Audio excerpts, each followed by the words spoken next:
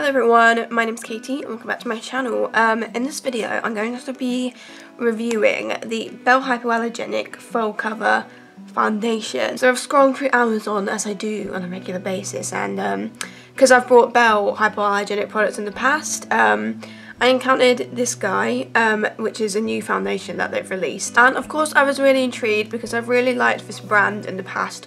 When I've used it, I will put a little card up here to the video where I tested a full face of Belle products. But yeah, I felt like I had to try out this new foundation.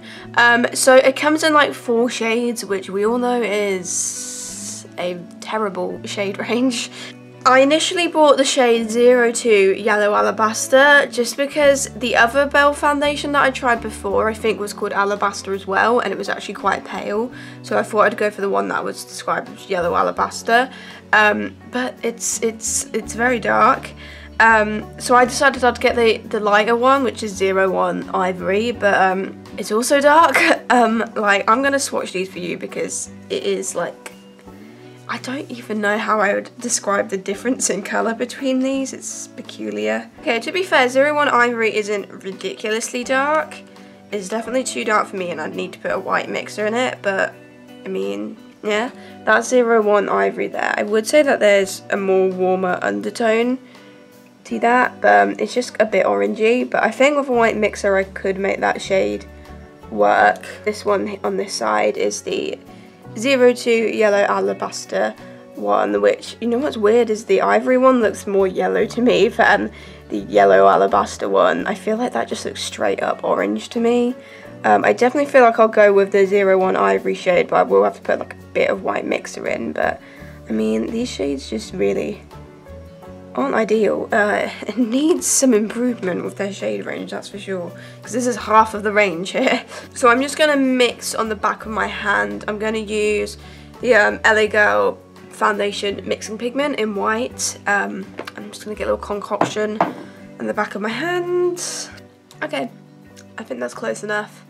So obviously this claims to be a long-lasting coverage. It claims to optically smooth skin and protection from blue light, which I feel like a lot of foundations have been claiming this lately. I think blue light is like from screens and stuff. Is it? I don't understand how a foundation could protect you from that. Like, I feel like that just seems like a really gimmicky thing to say. Anyway, I'm going to apply this all over my face. We'll see. Is it full coverage?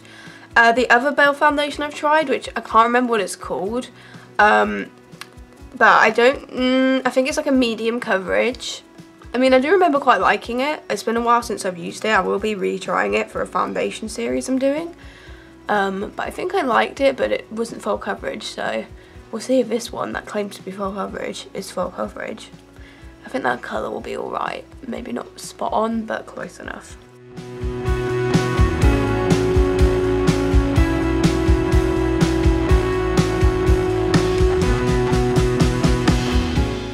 I may put like a bit too much on, to be honest, but I'm actually very impressed. Like, I actually do think that this is like a low full coverage, like high, medium, low full coverage. Like, I'm actually really impressed with the coverage. Like, it's covered really well. It looks smooth, it looks buttery. It doesn't accentuate my texture too badly, it doesn't accentuate any dryness. It's definitely like a semi-matte finish, I would say, which is probably my preference. I've discovered recently that I don't really like matte finishes. My skin type's quite normal, I'd say. Sometimes it leans a bit dry, I would say, which I feel like I've discovered recently. I think I was in denial about any dryness I had. But this has definitely got a nice bit of like dew coming through, but it's not overly oily or anything like that. Like, I'm actually really impressed with this. I think it looks good. I mean, maybe I could have done with putting like a tiny bit less on. I don't think it looks heavy or cakey, but I feel like I could make it look a little bit less foundation-y if I did put like a tiny bit less on. But I'm going to get closer to the... Right, so I'm going to show you it close up. It looks pretty good on my forehead, I would say. Yeah, that looks pretty good. Like, obviously all foundations are going to sit in my pores a bit because that's just the nature of having pores.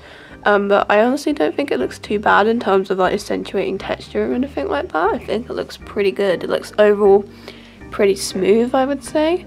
Like, I am actually really liking how this is looking. I'm quite impressed because I didn't have like any expectations at all really for this. I think I was a bit put off by like the colour issue and having to buy two, that it kind of made me a bit annoyed, so I didn't really expect much from the foundations. But I'm actually quite happy with how that looks. I think with the white mixer the colour looks fine. I hope it doesn't oxidize or anything. It doesn't seem to have.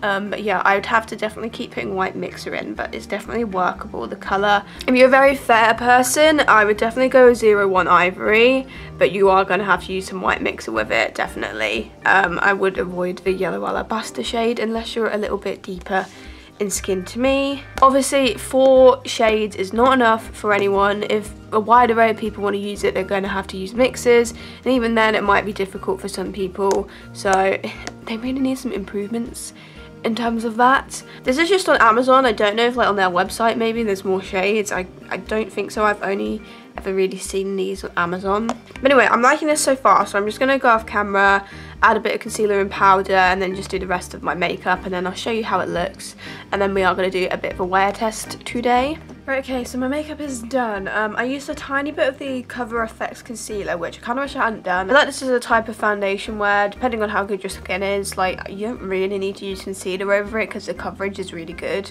So I feel like in the future I wouldn't even bother with concealer, I'd just set it with powder. I used the L'Oreal Infallible Magic Loose Powder.